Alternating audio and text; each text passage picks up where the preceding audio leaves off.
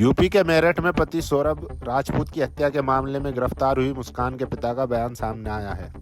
मुस्कान के पिता प्रमोद रस्तोगी ने कहा, घटना के बाद मुस्कान रो रही थी, काफी परेशान थी।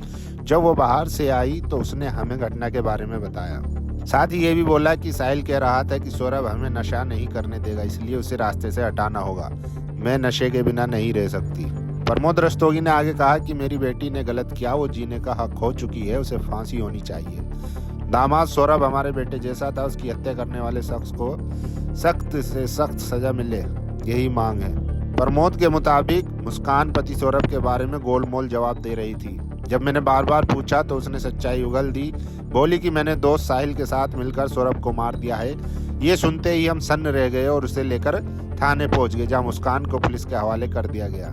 प्रमोद ने आगे कहा, वो अपनी बेटी को बहुत प्यार करते थे, उसका हमेशा साथ देते थे, लेकिन अब नहीं। वो अपने दामाद के लिए इंसाफ चाहते हैं, जिसने मेरी बेटी को मेरे से ज्यादा प्यार किया। उसने करोड़ों की संपत्ति मेरी बेटी के लिए छोड़ी है। वहीं मुस्कान की मां कविता ने कहा है कि साहिल उनकी बेटी के बचपन का दोस्त थे, दोनों साथ में पढ़ते थे, हालांकि बीच में अलग हो गए थे, लेकिन 2019 में सोशल मीडिया के माध्यम से फिर करीब आ गए। दोनों बातें करते थे, ये बात सौरभ को पता थी। इसको लेकर विवाद भी हुआ था और सौरभ लंदन से ही मुस्कान पर नजर रखने लगा था। हम आपको पूरा मामला बता दें। मामला मेरठ के ब्रह्मपुरी थाना क्षेत्र के इंदिरा नगर का है, जहां सौरभ राजपूत अपनी पत्नी मुस्कान और मासूम बेटी के साथ रहते थे। सौरभ लंदन में काम करते थे और काम की वजह से ज्यादातर विदेश में ही रहते थे। हाल ही में वे पत्नी बेटी का जन्मदिन मनाने मेरठ आए थे, लेकिन उन्हें क्या पता था कि ये उनका आखिरी सफर होगा। सौरभ ने साल 2016 में मुस्कान से लव मैरिज की थी। शादी के खिलाफ सौरभ के परिवार का कड़ा विरोध था, लेकिन सौरभ ने मुस्कान का साथ नहीं छोड़ा। शादी के बाद भी सौरभ उनके परिवार के बीच संबंध बिगड़े रहे, जिस वजह से सौरभ मुस्कान और बेटी के साथ किराए के मकान में रहने लगा।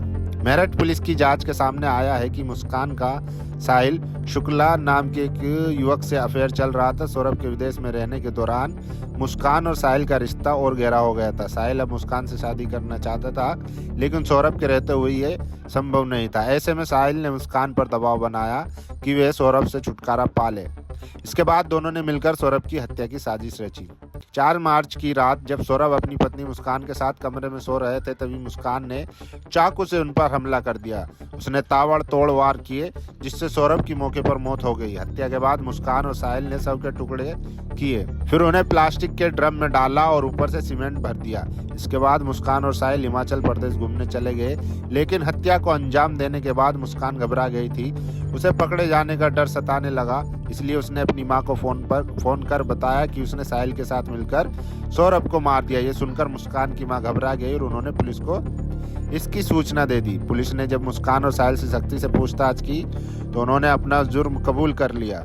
उनकी निशानदेही पर पुलिस ने घर से वे ड्रम बरामद किया, जिसमें सौरभ का शव था। ड्रम को काट कर काफी मशक्कत के बाद डेड बॉडी बाहर निकाली जा सकी। फिलहाल दोनों हत्या आरोपी गिरफ्तार हो चुके हैं। पुलिस के मुताबिक हत्या के बाद मुस्कान अपने पति सौरभ का फोन अपने साथ ले गई थी। वे रिश्तेदारों से सौरभ बनकर बात कर रही थी, ताकि किसी को शक न हो। होली पर उसने सौरभ की बहन चिंकी से चैट भी किया था। मेरठ के एसपी सिटी विक्रम सिंह ने बताया कि हत्या के बाद मुस्कान और साहिल शिमला घूमने गए थे। वे ऐसे पेश आ रहे थे जैसे कुछ हुआ ही ना हो। हत्या के बाद मुस्कान ने सौरभ के फोन से उसकी बहन चिंकी से चैटिंग की, ताकि किसी को शक ना हो। जब चिंकी ने सौरभ से बेटी पीहू को साथ ना ले जाने का कारण पूछा तो मुस्कान ने सौरभ बनकर जवाब दिया कि बेटी की तबीयत खराब हो जाती है। चैटिंग में दोनों के बीच होली की बधाइयां भी दी गई और होली की पार्टी की भी बात कही गई। इस दौरान किसी को जरा भी संदेह नहीं हुआ सौरभ जिंदा नहीं है और उसकी पत्नी ही उसके फोन से बात कर रही है। जब परिवार को कुछ संदिग्ध लगा तो चिंकी ने सौरभ को व्हाट्सएप कॉल की, लेकिन कोई जवाब नहीं मिला। ऐसे में घर वालों का शक गहराने लगा। फिर सौरभ की तलाश शुरू की गई। ब्यूरो रिपोर्ट, दैनिक दर्शन न्यूज।